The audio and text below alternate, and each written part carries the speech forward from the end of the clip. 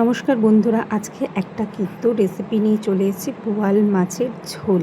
দেখতে থাকো এই গরমে আমি কিভাবে বোয়াল মাছের হালকা পাতলা ঝোল রান্না করি, কিন্তু খেতে কিন্তু খুবই সুস্বাদু হয়েছিল। মাছগুলোকে কিন্তু ভালো করে ধুয়ে নুন হলুদ মাখিয়ে নিয়েছি। নিয়ে এখানে দেখো কড়াইতে তেল দিয়ে তেল গরম হলে কিন্তু মাছগুলোকে ভেজে নিয়েছি। হ্যাঁ, এতটা তেল আমি রান্না করিনি, তেল আমি পরে তুলে রেখেছিলাম। যাই হোক, মাছগুলোকে এপিট ওপিট করে লাল লাল করে কিন্তু আমি ভাজা করে নিয়েছি, নিয়ে তুলে রেখেছি। এবার দেখো তেলটা কিন্তু আমি কমিয়ে নিয়েছি।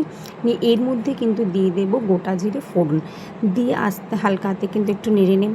তারপর এক এক করে ডাঁটাগুলোকে লাল লাল করে ভাজবো। ডাঁটা আর আলু দেবো, দিয়ে ভালো করে নেড়ে নেড়ে একটুখানি লাল লাল করে এটাকে ভেজে নেব। বেগুনটাকে আমি এখন দেবো না, অ্যাকচুয়ালি ঝোলটা রান্না করবো ডাঁটা আলু বেগুন আর বড়ি দিয়ে।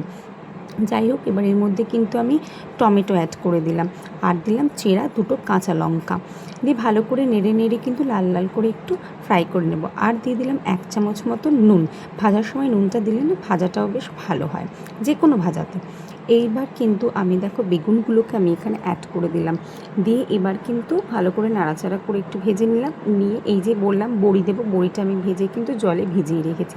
এবার এক এক করে দেবো হলুদ গুঁড়ো আর দেবো জিরের গুঁড়ো। শুধুমাত্র হলুদ আর জিরের গুঁড়ো দিয়েই কিন্তু ঝোলটা আমি রান্না করবো, যেটা কাঁচা লঙ্কা দিয়ে আমি রান্না করছি।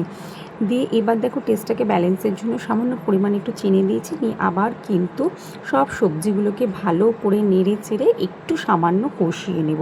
কষানো কমপ্লিট হয়ে গেলে কিন্তু এখানে আমি জল অ্যাড করে দেবো। যে যেমন পরিমাণে আপনারা ঝোল পছন্দ করেন সেই পরিমাণে আপনারা জলটা অ্যাড করবেন।